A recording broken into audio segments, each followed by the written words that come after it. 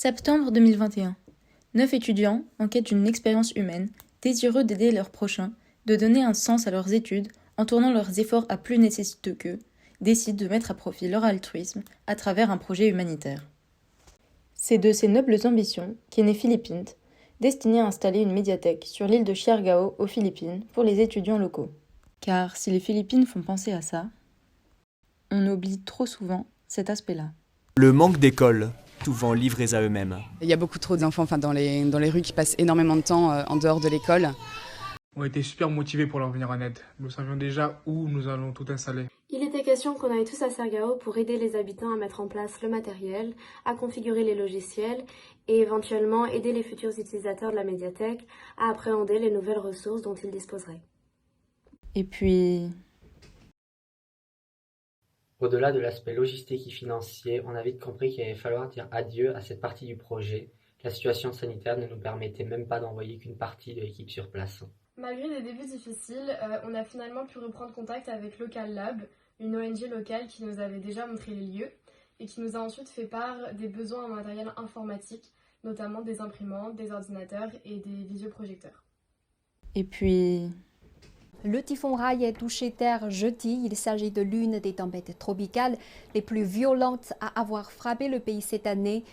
Au retour des vacances de Noël, ça a été réunion de crise. L'île était dévastée.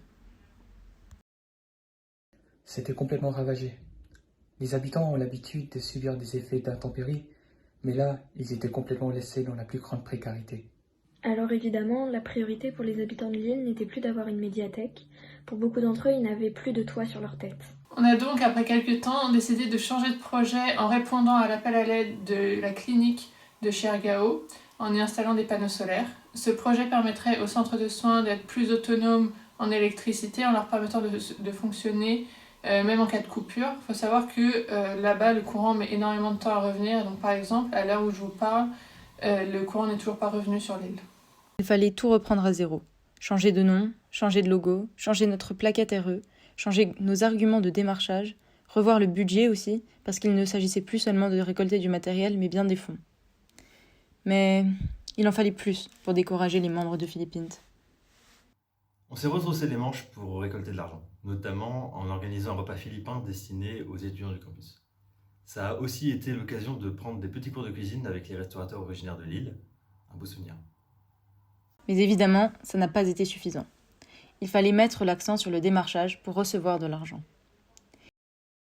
Bref, après ce beau lot de galères, nous avons enfin réussi à voir la lumière au bout du tunnel, celle qui allait nous permettre d'obtenir les derniers fonds nécessaires à l'aboutissement du projet. On a été nommé finaliste du concours de la Fondation Deloitte.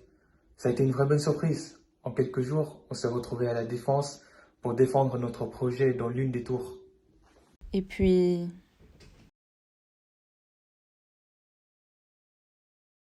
Mais c'est pas grave. Les valeureux membres du Gate Philippint n'en sont pas à leur premier échec. Et même si c'est un peu plus dur de se relever chaque jour, ils le font, et avec brio. Déterminés et désormais soulagés de savoir qu'ils pourront venir en aide aux habitants de Siargao.